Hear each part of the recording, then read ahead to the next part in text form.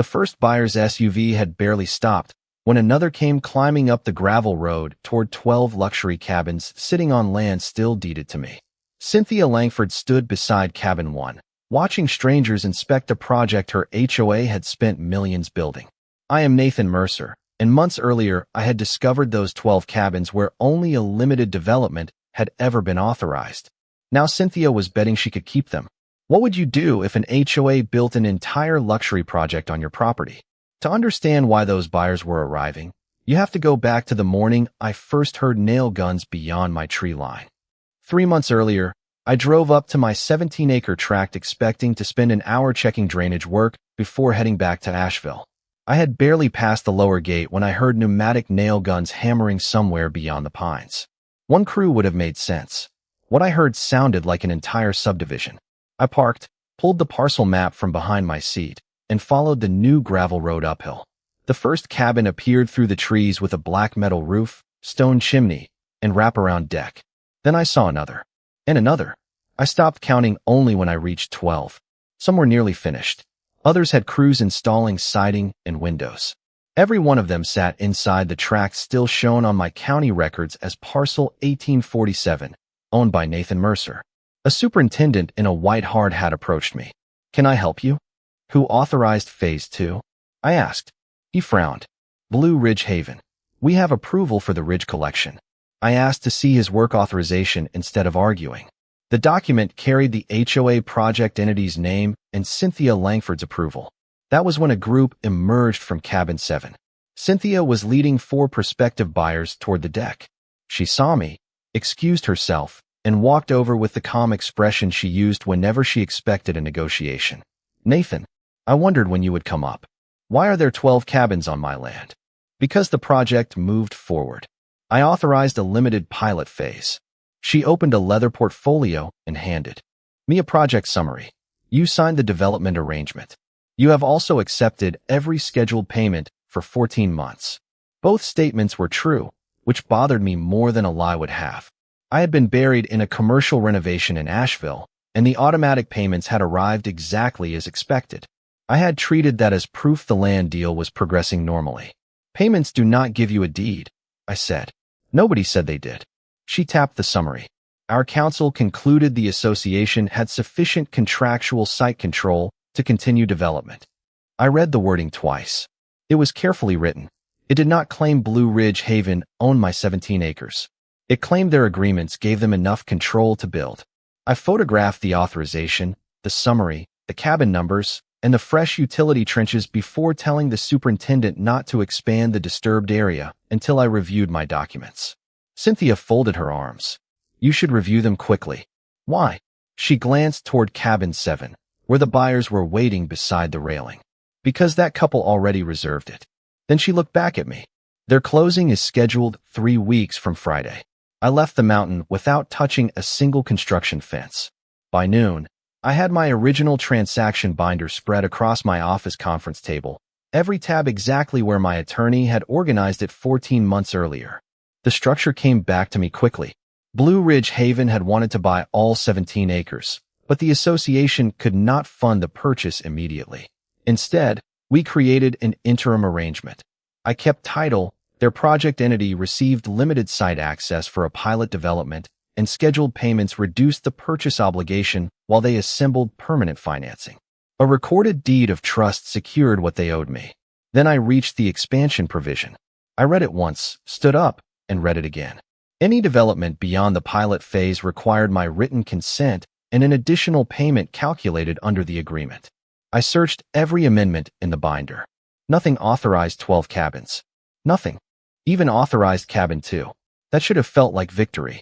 It did not, because my bank records were sitting beside the contract. 14 months of payments had arrived without interruption, including months when construction invoices would later show those cabins rising on the ridge. Cynthia had not hidden the project behind a locked gate. Contractors had driven in openly. Gravel trucks had used the access road. I simply had not been there. That evening, Cynthia emailed me through HOA counsel. Their position was straightforward. My acceptance of payments, combined with my failure to object while Blue Ridge Haven invested substantial money, supported arguments that I had acquiesced in the expanded development or waived strict enforcement of certain restrictions. I called my attorney. Can they win with that? They can argue it, he said. And you gave them facts worth arguing about. That landed exactly where it should have. My own neglect had complicated my property rights.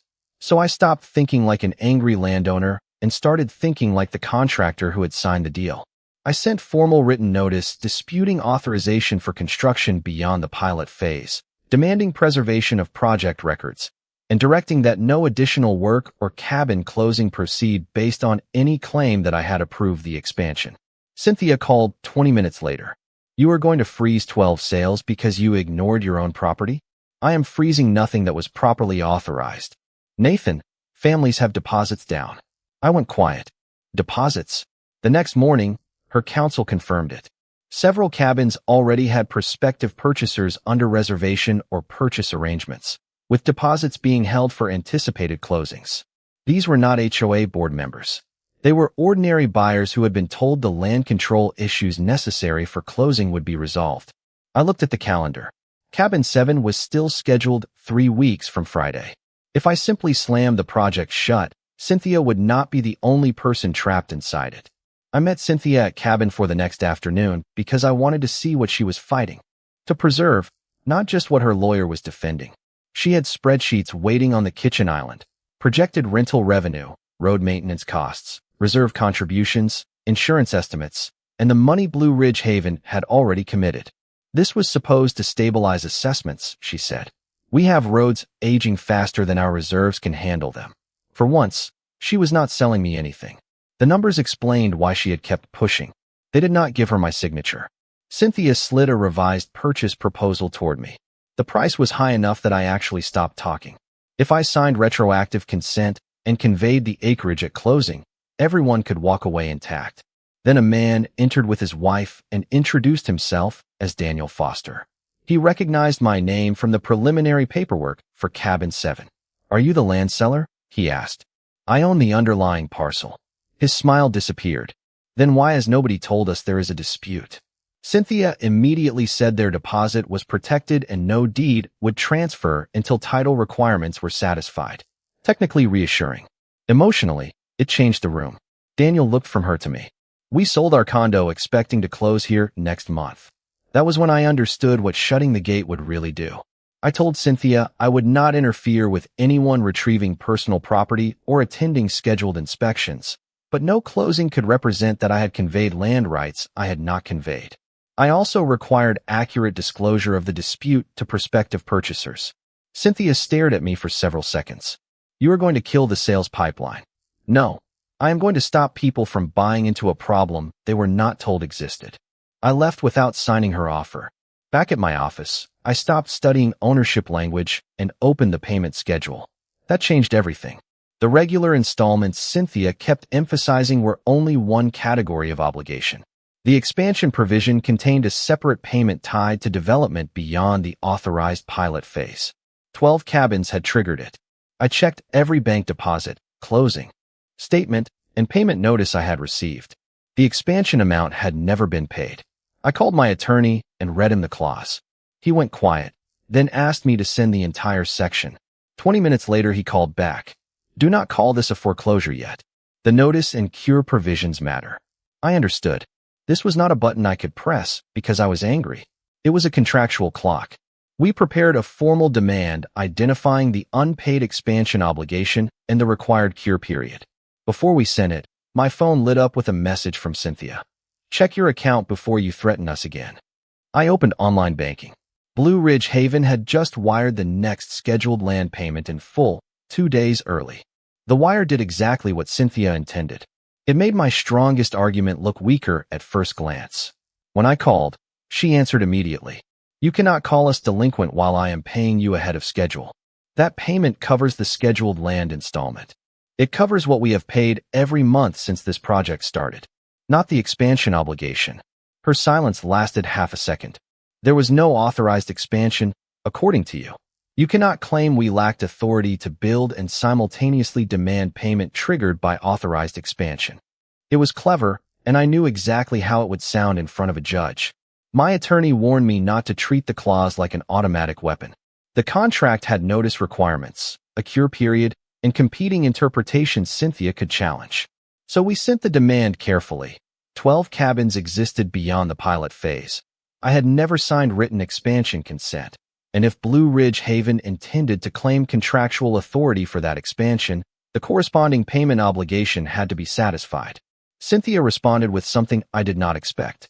She offered to buy the 17 acres immediately for substantially more than our original price. I spent that evening staring at the number. Taking it would erase the problem I had helped create by ignoring my own project. It would also leave Cynthia with 12 cabins, preserve the buyer's deals, and put a very profitable mistake behind me. The next morning, I almost told my attorney to draft the closing documents. Instead, I asked for one condition first: a complete sources and uses statement showing how Blue Ridge Haven intended to fund the purchase and finish the cabins. Cynthia sent it that afternoon. The project depended heavily on proceeds from cabin closings. That was the problem. Those closings depended on clean land control. Clean land control depended on me conveying title. And Cynthia needed those closing proceeds to help pay me for that title. I called her.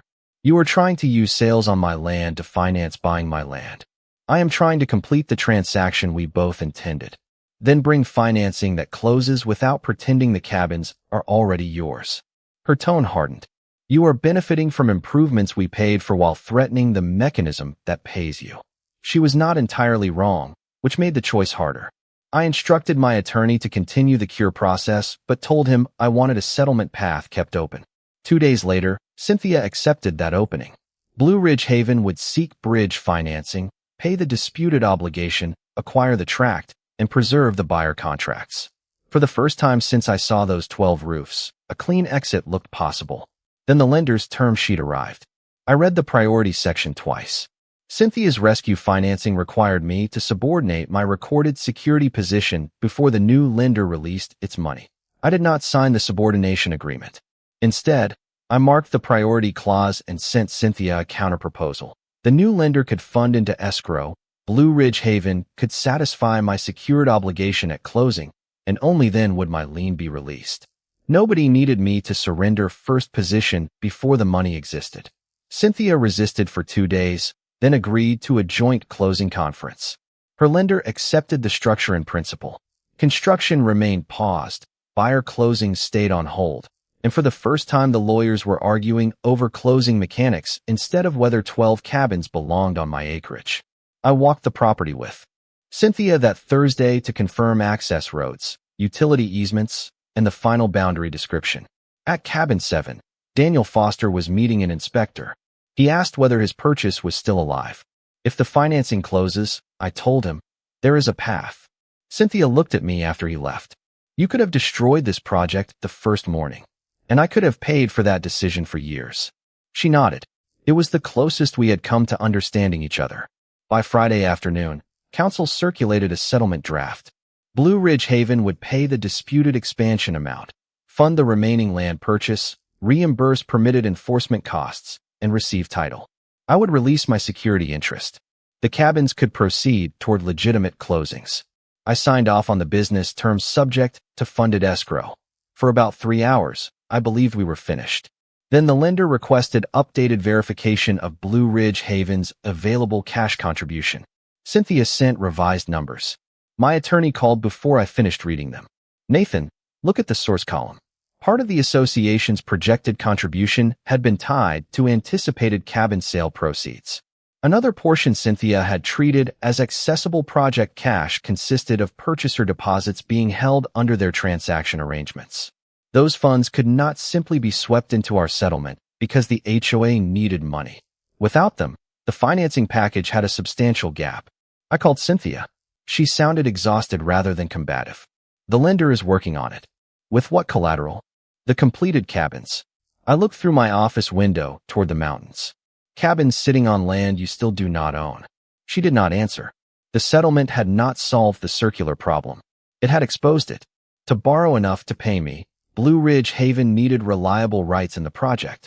To secure those rights, it needed to pay me. And I was not going to surrender my priority merely to make the circle disappear on paper. My attorney reminded me that the cure deadline was still running. 48 hours remained. Then Cynthia sent one final message. Do not assume we are out of money. I will have the cure funds at closing Monday morning.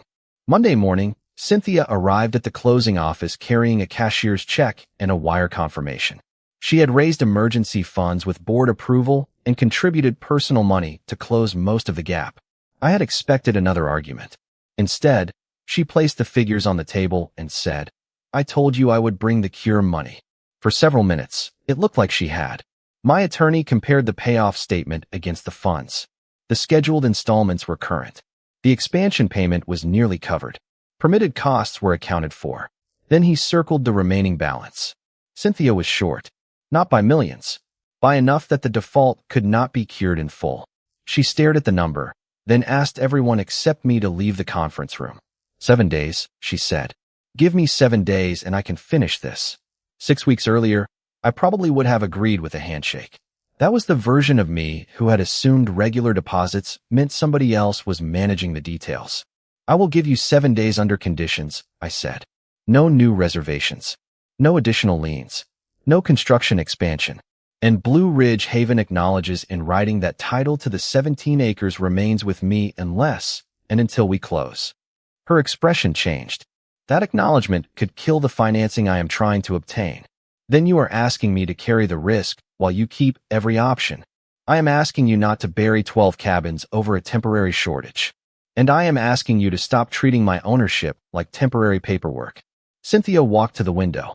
When she turned back, the anger was gone. She looked tired. Do you know why I pushed this project? She told me reserve projections had shown Blue Ridge Haven facing major road and drainage assessments within 2 years. The cabins were supposed to generate enough revenue to soften that burden for homeowners. I understood her motive better than I had before.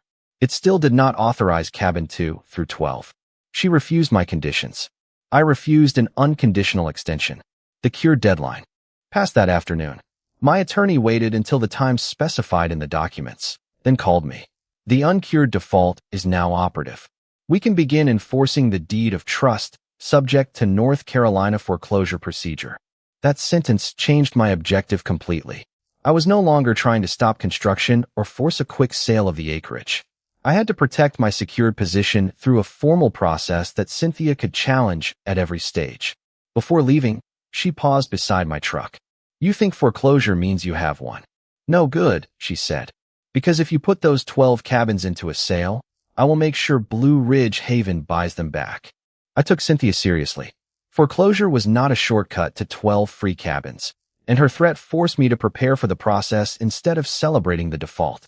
My attorney organized the recorded deed of trust, payment history, expansion clause, written objection, cure demand, settlement drafts, and the conditional 7-day extension Cynthia had rejected. When Blue Ridge Haven contested enforcement, Cynthia's counsel made the argument I expected. I had accepted payments while valuable improvements accumulated on my property, then demanded strict compliance only after the cabins became worth protecting. I did not pretend my oversight had been responsible. I testified that I should have monitored the tract more closely. Then my attorney walked through what happened after I actually discovered the expansion. I photographed the construction, disputed authority in writing, stopped additional work, protected prospective buyers from undisclosed closings, offered settlement, preserved a refinancing path, and even offered 7 more days if the HOA acknowledged my existing title and stopped increasing my risk. Cynthia had rejected that condition. The documentary sequence mattered more than either of our personalities. The process was allowed to move forward toward a foreclosure sale under the deed of trust, subject to the required North Carolina procedures. Cynthia did not collapse. She changed strategies. Construction remained frozen, but she stopped spending money trying to persuade me. Instead, Blue Ridge Haven assembled an aligned investment group capable of bidding at the sale. If your secured obligation gets paid, you cannot control who buys, she told me outside the attorney's office. I know. Then this ends with us keeping the project. That possibility was real. My goal was never to manipulate the auction, and I could not legally manufacture competition just to punish her. What I could do was make sure the property information I was responsible for was accurate. 17 acres, 12 existing cabins, recorded interests, access conditions, utility information, and the dispute history prospective bidders needed to evaluate. Something unexpected followed. Daniel Foster contacted me after receiving the updated disclosures. He and his wife were no longer certain they wanted Cabin 7, but he thanked me for stopping their closing before title questions were resolved. Other prospective purchasers began asking the HOA harder questions instead of blaming me for the delay. Cynthia's strongest narrative, that I was simply sabotaging innocent buyers, was weakening. Still, she held the advantage that mattered most. Her aligned bidder understood the project and had financing prepared. On the evening before the scheduled property inspection connected with the sale, I drove past the cabins and saw Cynthia standing beside Cabin 1 talking to that bidder's representative. She noticed my truck and gave me a small, controlled smile. The next morning would reveal whether anyone else considered 12 disputed cabins worth showing up for. By 8 the next morning, Cynthia was already beside Cabin 1 with the representative from Blue Ridge Haven's Aligned Investment Group.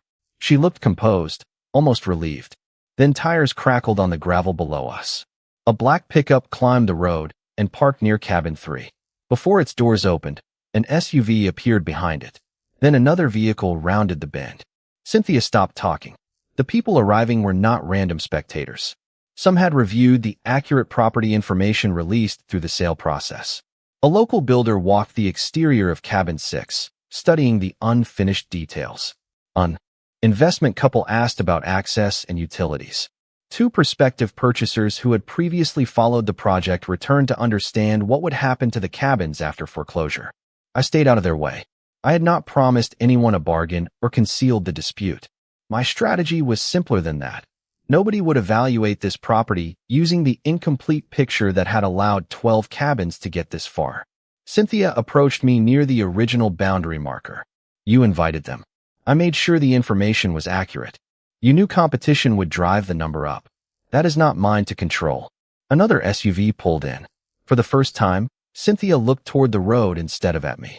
She had expected controversy to scare buyers away. Instead, the cabins themselves were attracting attention because the legal uncertainty had finally been explained rather than hidden.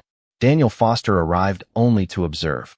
He stopped beside me and looked toward Cabin 7. We still love that place, he said. But I am glad you stopped us from closing into this mess. Cynthia heard him. She said nothing. The inspection period ended without incident, but her aligned bidder remained confident. They had financing, project knowledge, and a maximum number they believed outsiders would not exceed. When the foreclosure sale proceeded under the established process, their representative opened aggressively. Another bidder answered. Cynthia barely reacted. The number climbed again. Her bidder responded immediately.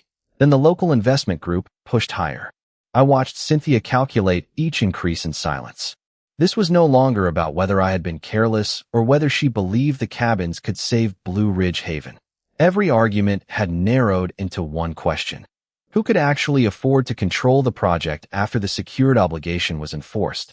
Her representative stepped aside, made a phone call, returned, and raised the bid again. The outside group answered with a number high enough that Cynthia finally turned toward him.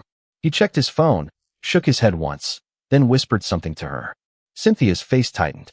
She asked him one question. He answered quietly. Then the sale official called for the next bid, and Cynthia's representative remained silent. The sale official asked again. Cynthia looked at her representative, but he did not move. Their financing ceiling had been reached. When no higher bid came, the outside investment group held the winning position. That did not make the transfer final that afternoon. North Carolina foreclosure procedure still had to run through its remaining required steps, including the applicable upset bid period. Cynthia knew that too. Blue Ridge Haven had one last lawful opportunity to find more money and replace the bid. They tried. No rescue financing materialized at a number the project could support. When the statutory process finally closed, the sale became final, and the secured project interest tied to the entire 12-cabin development passed through foreclosure. I did not receive 12 free cabins. The sale proceeds were applied through the required priority structure to the secured obligation, permitted costs, and other interests entitled to payment. My recorded position was satisfied, and the 17-acre transaction that I had neglected for too long was finally resolved through documents I had eventually learned to enforce carefully. The prospective purchasers were not stripped of their deposits by me. Their contractual claims remained subject to the arrangements governing those funds and the project's closing process. Blue Ridge Haven, however, lost control of the development it had expanded without my written consent. The board reviewed how a limited pilot had become 12 luxury cabins before the underlying land transaction was completed. Cynthia resigned as president after that review. Weeks later, I returned to the Ridge for the project transition. The scene looked almost exactly like the moment from the beginning of this story. Tires crunched over gravel. A buyer's SUV stopped beside cabin 1. Another vehicle followed it uphill. Then another. Cynthia stood near the project sign holding a folder of records she had come to turn over. She watched the arriving buyers step out and look across 12 roofs that were still standing, exactly where her HOA had built them.